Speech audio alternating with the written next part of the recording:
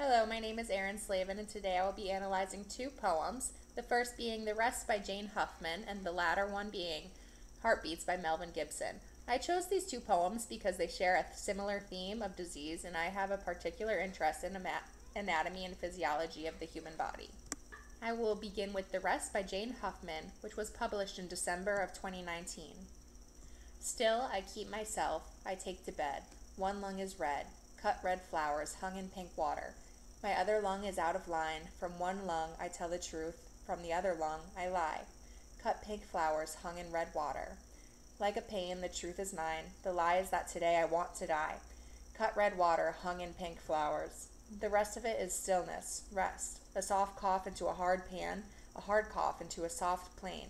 Cut pink water hung in red flowers.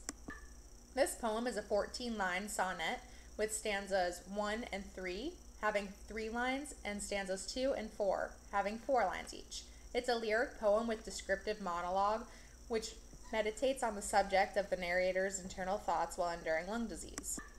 This poem is told in a first-person narrative, and the name of the speaker is never announced. However, it can be inferred that it is in fact the narrator who is going through a terrible disease which will inevitably lead to death. The tone is dreary and encourages the reader to sympathize with the narrator. The setting can only be inferred from context clues such as in line 12, a soft cough into a hard pan, which represents the metal pan utilized in hospitals for substances in need of disposal. The repetition of flowers throughout the poem also allows the audience to infer that the setting is a hospital because many people bring their loved ones flowers when they go to a hospital. The lines are awkwardly constructed, which is most likely on purpose. The lack of elegant flow and many pauses could symbolize the shortness of breath that lung disease carries and the difficulty in forming a continuing coherent sentence. The last line of each stanza share a similar phrase with imagery of flowers and water. Line 3, cut red flowers hung in pink water. However, by line 14, cut pink water hung in red flowers is so awkwardly disjointed and symbolizes the disease reaching a point of no return where it affects the mental state in creating the inability to correlate a fluid sentence that makes sense to the audience. The repetition of the word cut also helps bring out the violent imagery to showcase how violent the disease is.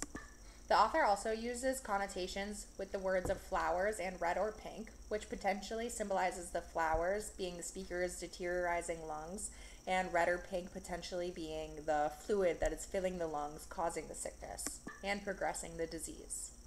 The flowers could also be a metaphor for flowers dying next to the hospital bed in synchronicity with the patient dying. In lines 5 through 6, from one lung I tell the truth, from the other lung I lie, the author uses allusion to describe the healthy lung versus the diseased lung. The audience can infer that this is also a metaphor to the speaker's life, being as her life is a constant state of pain, and that is the truth of the speaker's life. The overall theme of this poem is the battle of illness, specifically lung disease. Fault lines left with the audience could potentially include: what did the author intend for the flowers and water to represent? Is the speaker a male or a female? The poem shows that there is no rest from the disease. However, the title of the poem is The Rest. Was this referring to the eternal rest of death? I will now transition to the poem Heartbeats by Melvin Dixon, which was written in 1989. Work out, then laps, chin ups, look good, steam room, dress warm, call home, fresh air, eat right, rest well, sweetheart, safe sex, sore throat, long flu, hard nodes, beware, test blood, count cells, red's thin, white's low, dress warm, eat well, short breath, fatigue, night sweats, dry cough, loose stools, weight loss, get mad, fight back, call home, rest well, don't cry, take charge, no sex, eat right, call home, talk slow, chin up, no air, arms wide, nodes hard, cough dry, hold on, mouth wide, drink this, breathe in, breathe out, no air, breathe in, no air, blackout, white rooms, head hot, feet cold, no work, eat right, CAT scan, chin up, breathe in, breathe out, no air, thin blood, sore lungs, mouth dry, mind gone. 6 months, 3 weeks, can't eat, no air. Today, tonight, it waits for me. Sweetheart, don't stop. Breathe in, breathe out. This poem has 20 stanzas utilizing couplets. Each line has 2 sentences with 2 syllables each.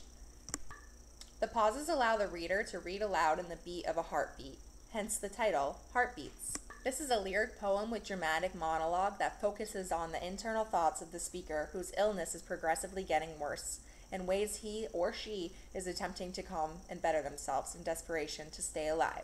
This poem is told in a first-person narrative and can be inferred that the speaker's internal thoughts are to themselves. The setting is throughout an extended timeline where the tone and setting both change. Lines 1 through 6 has a positive tone and can be inferred that the speaker is at the gym when they speak of working out and steam rooms. Lines 7 through 14, the disease begins to kick in and the tone becomes more worrisome. The audience can infer that the speaker is in a doctor's office with the reference to the blood tests. Line 15, get mad, fight back. The audience begins to regain hope for the speaker and thinks that they may have a chance of getting better. And this is carried on until line 25. Line 25 through 40, the progression of the disease has been shown and the setting can be inferred at the hospital, with line 27 being blackout, white rooms. Line 35 to 40, the tone is very pitiful and the speaker has accepted that they are inevitably going to die. And at this point, the speaker is just questioning how much time they have left. Line 10 reads, red thins, white's low. This is a traditional symbol referring to blood tests representing the levels of both red and white blood cells.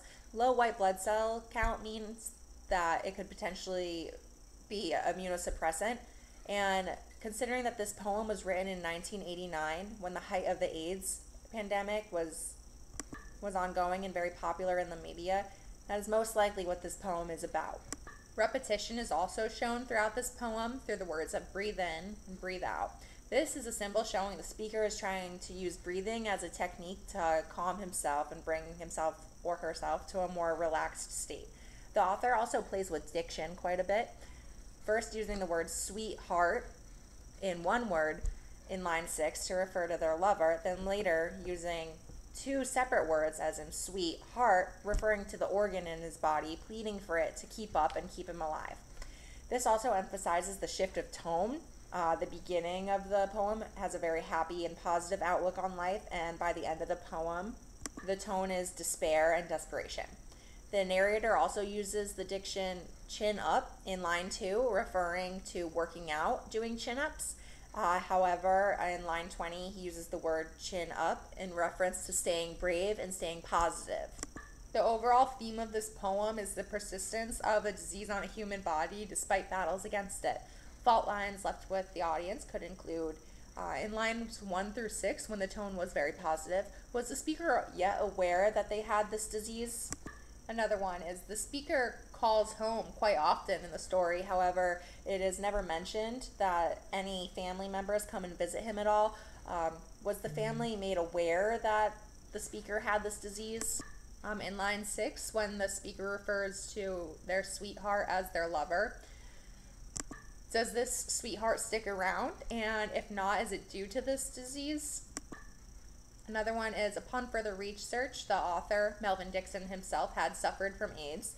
Was this sort of an internal diary-like writing? Sort of like an autobiography poem? These poems both share many similarities. First off, being within their narration, coming from a first-person point of view, which portrays the speaker's internal thoughts. Both speakers are undergoing a serious illness, which is detrimental to their health. Both poems also only have one speaker and one character throughout the whole poem. Therefore, it could be inferred that the speakers are both battling their illness potentially alone. And this could also be a metaphor that at the end of your life, all you truly have is yourself. Both poems also use short and to the point sentences, which carry an intense rhythm with deep emotion that, in a sense, sort of force the reader to sympathize with them. Although both poems were portraying different diseases, the audience gets a clear view of how a disease can cripple one's life and bring it to an end, inevitably resulting in absolute death alone.